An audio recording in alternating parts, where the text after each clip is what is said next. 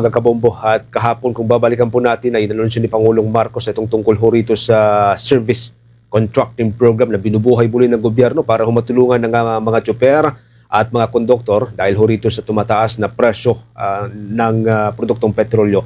At kuha tayo ng reaction dyan sa part ho ng mga driver at mga konduktor. Kasama ho natin si Ginoong Mara Balbuena. Mga kabombo, kaugnay pa rin po dito. Magandang araw, magandang gabi ho sa inyo at welcome sa Bombo Radio Philippines. Sir Mar, si Bombo Genesis at Bombo Victor po ito. Magandang gabi po, Bombo Genesis at Bombo Victor. Thank you so much for joining us sa Bombo Radio Philippines. Tayo po ay napapakinggan at napapanood live sa 32 stations ng Bombo Radio Philippines nationwide, sir. Unang reaction siguro sa ating bagong balita, service contracting program, at ang target na po rito ay mga 50,000 yata na mga public utility vehicles nationwide, Sir Mar. Nasa 300,000 ang public utility vehicles natin nationwide. So kung 50,000 lang po itong mabibigyan, halos nasa 1/4 lang ang makaka-avail nitong service contracting na ito o wala pa. So papaano ngayon yung 250,000 na hindi po makaka-avail? Ano po ang gagawin nila? Una po 'yon. Yung budget po ng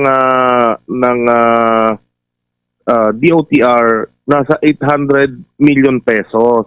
So kung 50,000 na units po ang patatakbuhin nila at 3,000 pesos a day, doon sa 50,000 na units, 150 million pesos na po per day yan. So, ibig sabihin po, isang linggo lang ang service contracting, ubos na yung 800 million pesos.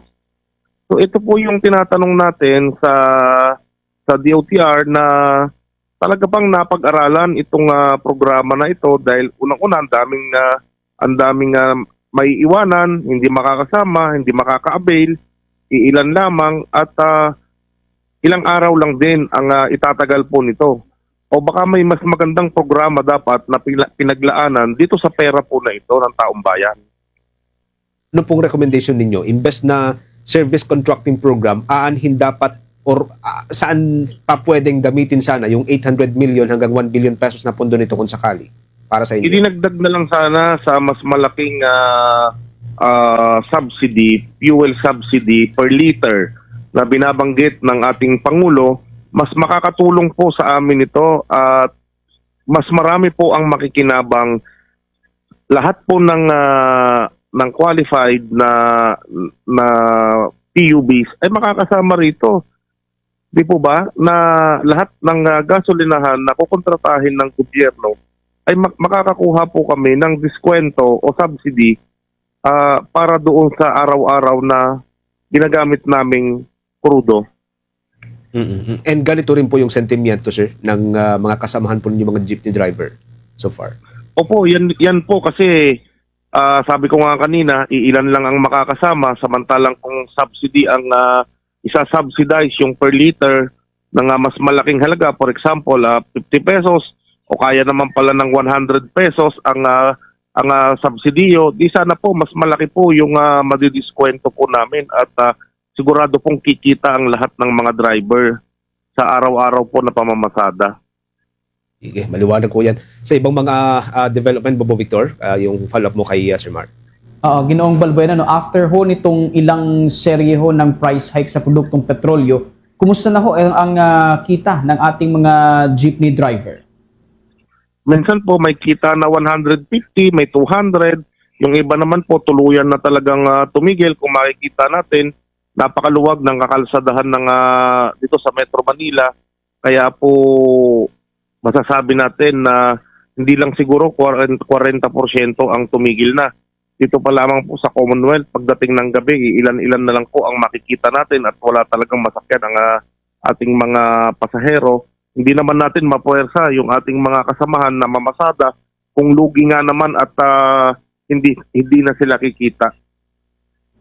Ginoong Balbuena, dito sa Metro Manila, may mga mangilan-ngilan pa rin mga jeepney drivers yung pumapasada as well sa Bicol Region, particular na dyan sa may bahagi ho ng Naga City. Medyo nagkakaroon na ng kakulangan sa mga bumabiyahing jeepney at dumating pa sa punto na yung mga municipalities at yung mga ibang lugar ay nagpadala na ho ng mga sasakyan para ho doon sa mga pasahero naghihintay dahil nga walang jeep. As of now, mga ilan na ho ang mga driver at operator na natigil na ho sa operasyon dahil ho sa mataas na presyo ho ng petrolyo? Alam nyo, Sir Genesis, Sir Victor, hindi na namin matansya kasi may mga ibang grupo na hindi naman namin miyembro. Pero sa pagtaya namin, talagang hindi na siguro bababa o nasa 50% na ng total population ng mga jeepney at mga iba pang mode of transportation ang huminto na. Kung titignan lang natin yung sitwasyon sa ating mga lansangan na hindi po makasakay yung ating mga kababayan, lalo na po kapag rush hour. Well, ilang araw na rin mula ho nang simulan itong fuel subsidy ng gobyerno. Ano ho ang feedback ng mga kasamahan ho ninyo dito ho sa initiative na ito ng gobyerno na bigyang tulong itong ating mga driver at operators? Marami din naman ang nakakuha at marami din ang hindi nakakuha.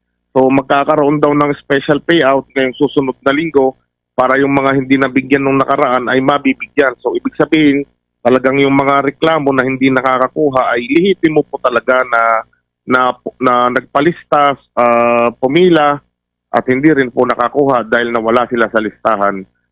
Sana naman NCR pa lang po yan at nakakailang linggo na tayo. Kung i-roll out yan nationwide, ibig sabihin po ba mas malala yung magiging pamimigay ng DSWD ng mga LGU dahil mas malaki na po yung sakop nito.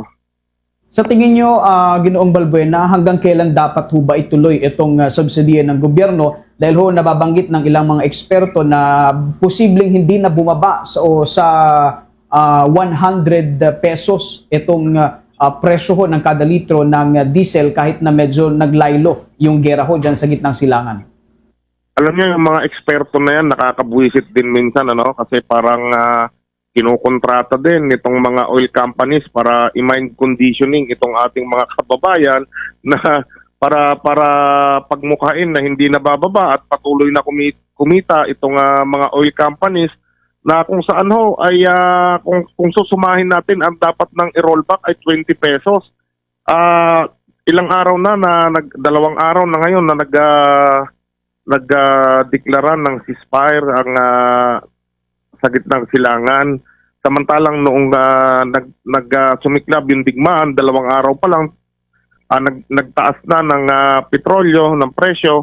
Sana ganun din sila kabilis mag-rollback para makita natin kung hanggang saan po ito aabutin. Maraming salamat, Ginoong Balbuena, Bombo Genesis. Maikli lamang, Sir Mar, lately may babanggit kayo na parang mga gasoline station na ayaw kayong pagbentahan. Kamusta na po ito so far? Yung mga iba kasi